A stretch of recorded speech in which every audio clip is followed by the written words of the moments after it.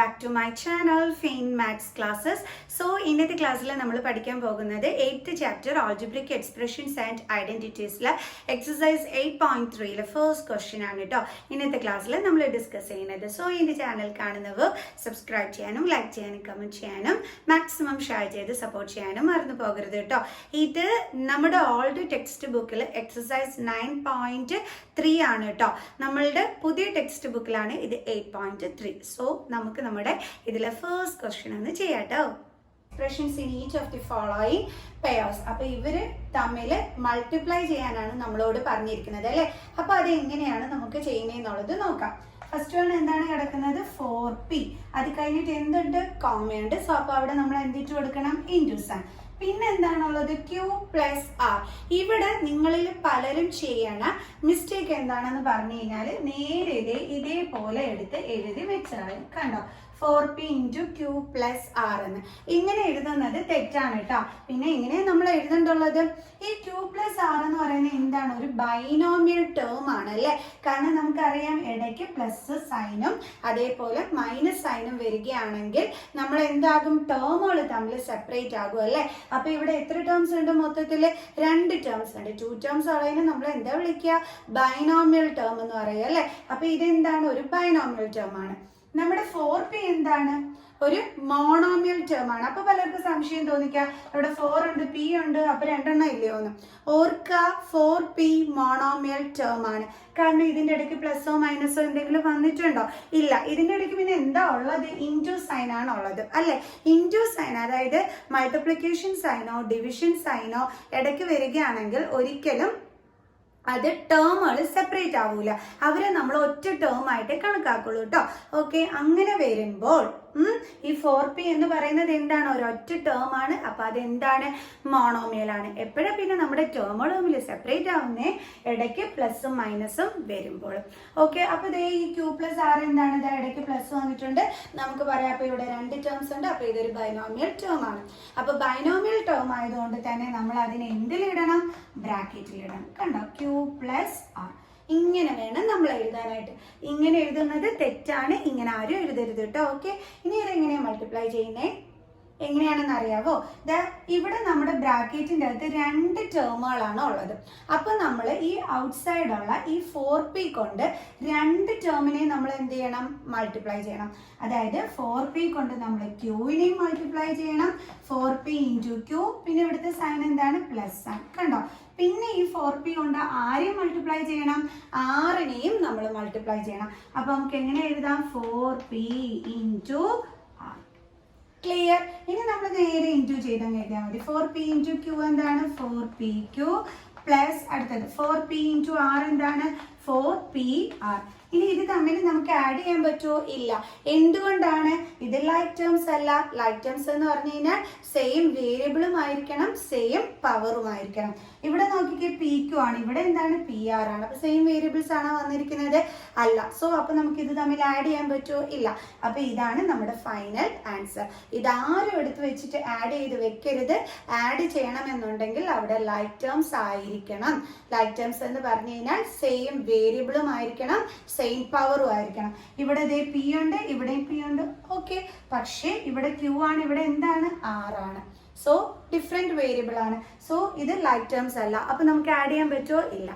Clear? So നമുക്കിനി second question ചെയ്യാം. Current പോയിട്ടാ, അതാണ് ഇട്ടാ ഇവിടെ ലൈറ്റ് എല്ലാം പോയത്. സോ ഒന്ന് അഡ്ജസ്റ്റ് ചെയ്തേക്കണേ. കറണ്ട് ഒന്ന് പോയിട്ടാ. അപ്പൊ നമുക്ക് നമ്മുടെ അടുത്ത ക്വസ്റ്റ്യൻ എന്താണെന്നുള്ളത് നോക്കാം. നമുക്ക് നമ്മുടെ നെക്സ്റ്റ് ക്വസ്റ്റ്യൻ ചെയ്യാട്ടെ. എന്താണ്? AB A minus B. അപ്പൊ നമ്മുടെ മോണോമിയൽ ടേം എഴുതി. അടുത്ത A മൈനസ് B എന്താണ്? നമ്മുടെ ബൈനോമിയൽ ടേം ആണ്. മിസ് പറഞ്ഞു തന്നിരുന്നു ഇടയ്ക്ക് പ്ലസും മൈനസും വന്നാൽ ടേംസ് തമ്മിൽ സെപ്പറേറ്റ് ആവുന്നു അല്ലേ. അപ്പൊ ഇത് ഒരു ടേം, ഇത് രണ്ടാമത്തെ ടേം. അപ്പൊ 2 ടേംസ് ഉണ്ട്. ബൈനോമിയൽ ടേം ആണ്. സോ ബൈനോമിയൽ ടേം ആയതുകൊണ്ട് നമ്മൾ അത് എന്തിന്റെ അകത്തിടും? ബ്രാക്കറ്റിന്റെ അകത്തിടും അല്ലേ. അപ്പൊ നമുക്ക് എങ്ങനെ വന്നു? AB into A minus B. ഇനി നമ്മൾ അടുത്ത സ്റ്റെപ്പിൽ എന്താ ചെയ്യേണ്ടുള്ളത്? AB കൊണ്ട് നമ്മുടെ ഫസ്റ്റ് ടേം ആയ എനെ എന്ത് ചെയ്യണം? മൾട്ടിപ്ലൈ ചെയ്യണം. ഓക്കെ, അപ്പൊ നമുക്ക് എങ്ങനെ എഴുതാം? AB into A. ഇനി ഇവിടുത്തെ സൈൻ എന്താണ്? മൈനസ്. ഇനി എന്ത് ചെയ്യണം? AB കൊണ്ട് നമ്മുടെ സെക്കൻഡ് ടേമിനെ മൾട്ടിപ്ലൈ ചെയ്യണം. ഓക്കെ, അപ്പൊ നമുക്ക് എങ്ങനെ വരും? AB ഇൻറ്റു നമ്മുടെ സെക്കൻഡ് ടേം എന്താണ്? B. ക്ലിയർ. ഇനി അടുത്ത എങ്ങനെയാണ് നമ്മൾ ചെയ്യേണ്ടുള്ളത്? ഇവിടെ എ ഉണ്ട്, ഇവിടെ എ ഉണ്ട് അല്ലെ. എ ഇൻറ്റു എ, എന്താ നമുക്ക് എ ഇൻറ്റു എ കിട്ടുന്നത്? A square. അതെങ്ങനെ ഇവിടെ 2 വന്നത്? നമുക്കറിയാലോ ഇവിടെ പവർ ഒന്നും ഇല്ലെങ്കിൽ ആരുണ്ട്? 1 ഉണ്ട്. സോ 1 + 1 എത്ര കിട്ടുന്നത്?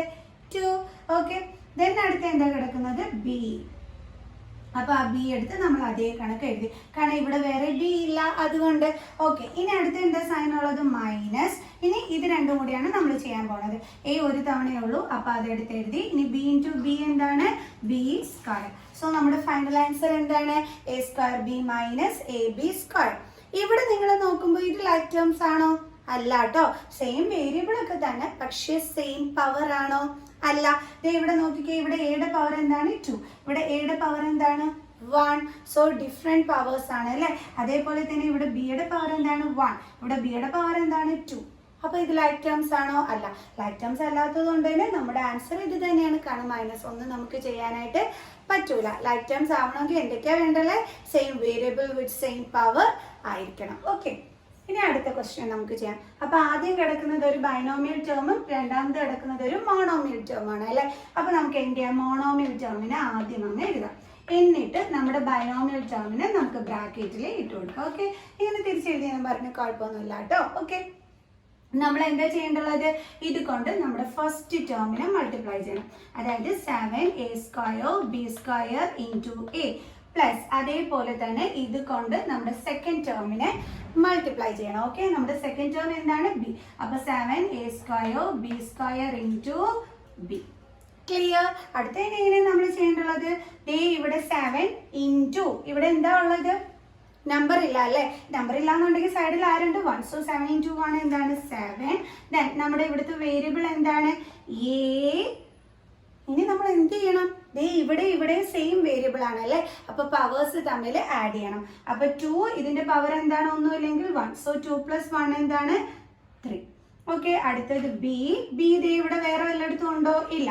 അപ്പൊ ബിയുടെ പവർ എന്താണ്? 2. അത് അങ്ങനെ തന്നെ എടുത്തെഴുതി. അപ്പൊ എന്താ കിട്ടിയത്? 7a³ B square. അടുത്ത എന്തുണ്ട്? Sine plus. ഇനി ഇവര് തമ്മിൽ വേണം നമ്മൾ മൾട്ടിപ്ലൈ ചെയ്യാൻ.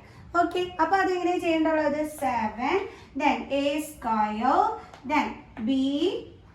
ഇവിടെയുണ്ട്, ഇവിടെയുണ്ട്. അപ്പൊ അതിന്റെ പവർ തമ്മിൽ എന്ത് ചെയ്യണം? നമ്മൾ ആഡ് ചെയ്യണം. ഇവിടെ ഒന്നുമില്ലെങ്കിൽ 1 ഉണ്ട്. സോ 2 + 1 3. അപ്പൊ ഇപ്പൊ നമുക്ക് എന്താ കിട്ടിയത്? 7a³ B square plus 7a square b³. ഇത് തമ്മിൽ നമുക്ക് ആഡ് ചെയ്യാൻ പറ്റുമോ? ഇല്ല. എന്തുകൊണ്ടാണ്? ലൈക്ക് ടേംസ് അല്ല, കാരണം വേരിയബിൾ ഒക്കെ സെയിം ആണെങ്കിലും പവർ ഡിഫറെന്റ് ആണ്. ഇവിടെ a³ ഇവിടെ a² ആണ് വന്നിരിക്കുന്നത്.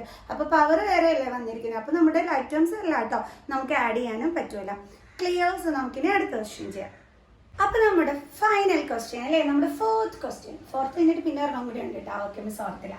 അപ്പൊ നമ്മുടെ ഫോർത്ത് ക്വസ്റ്റ്യൻ എന്താണ്? a² - 9 4a. അപ്പൊ നമ്മുടെ മോണോമിയൽ ടേം എടുത്ത് നമുക്ക് ആദ്യം എങ്ങനെ എഴുതാം? ബൈനോമിയൽ ടേമിനെ നമുക്ക് ബ്രാക്കറ്റിന്റെ ഉള്ളിലായിട്ട് ഇടാം കേട്ടോ. ഓക്കെ, അപ്പൊ ഇനി എങ്ങനെ ചെയ്യേണ്ടുള്ളത്? 4a കൊണ്ട് ആരെ മൾട്ടിപ്ലൈ ചെയ്യണം? നമ്മുടെ a² മൾട്ടിപ്ലൈ ചെയ്യണം. ഇനി നടുക്കത്തെ സൈൻ എന്താണ്? മൈനസ്. ഇവിടെ എന്താണോ സൈൻ അതിനനുസരിച്ച് ഇവിടെ ഇട്ട് കൊടുക്കാവൂ. നമ്മുടെ കയ്യിൽ നിന്ന് ഒന്ന് സൈൻ എടുത്ത് ഇട്ട് കൊടുക്കാൻ പാടില്ല കേട്ടോ. ഇനി എന്താ ചെയ്യേണ്ടുള്ളത്? ഈ 4a കൊണ്ട് 9നെ. അപ്പൊ 4a × 9. ഓക്കെ, നമുക്ക് എന്ത് കിട്ടും ആൻസർ? 4 × 1 4 ദെൻ a × a² എത്രയാണ് കിട്ടുന്നത്? a³.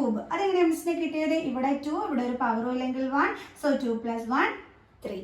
ക്ലിയർ. അടുത്ത എന്താണ്? Minus 9 4s are 36. പിന്നെ എന്തുണ്ട്? a.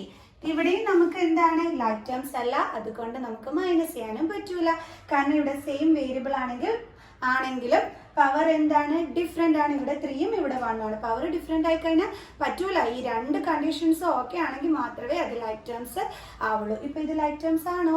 അല്ല. ഓക്കെ, നമ്മുടെ ലാസ്റ്റ് ക്വസ്റ്റ്യനിൽ ഇതെന്താണ്? ഒരു ട്രൈനോമിയൽ ആണ് അല്ലേ. ഞാൻ നോക്കി, ഇവിടെ മൊത്തത്തിൽ എത്ര ടേംസ് ഉണ്ട്? 1 2 3 3 ടേംസ് ഉണ്ട്. അപ്പൊ ഇത് എന്താണ്? ഒരു ട്രൈനോമിയൽ ആണ്. ഓക്കെ, അപ്പൊ നമുക്ക് ആ ട്രൈനോമിയൽ നിന്ന് എടുത്ത് എഴുതാം. pq + qr + rp. പിന്നെ എന്തുണ്ട്? ഇവിടെ കോമയുണ്ട് അല്ലെ. അപ്പൊ നമുക്ക് ഇതിനെ ഒന്ന് ബ്രാക്കറ്റിൽ ഇടാം. ഇൻറ്റു ഇവിടെ എന്താ ഉള്ളത്? 0. ഇനി മോണോമിയൽ ആണെങ്കിലും ശരി, ബൈനോമിയൽ ആണെങ്കിലും ശരി, ട്രൈനോമിയൽ ആണെങ്കിലും ശരി, എന്താണെങ്കിലും ശരി, നമ്മൾ 0 കൊണ്ട് മൾട്ടിപ്ലൈ ചെയ്താൽ എന്ത് ആൻസർ കിട്ടുള്ളൂ? 0 കിട്ടുള്ളൂ. സോ അപ്പൊ ആൻസർ എന്താണ്? 0. തീർന്നു പരിപാടി. ഓക്കെ, അപ്പോൾ എല്ലാവർക്കും ഇന്നത്തെ വീഡിയോ ഇഷ്ടപ്പെട്ടോ? സോ ഇഷ്ടപ്പെട്ടിട്ടുണ്ടെങ്കിൽ ലൈക്ക് ചെയ്യാനും കമൻറ്റ് ചെയ്യാനും മാക്സിമം ഷെയർ ചെയ്ത് സപ്പോർട്ട് ചെയ്യാനും മറന്നു പോകരുത്. സോ നമുക്ക് നെക്സ്റ്റ് ക്ലാസ്സിൽ കാണുന്നത് വരെ ബൈ ബൈ.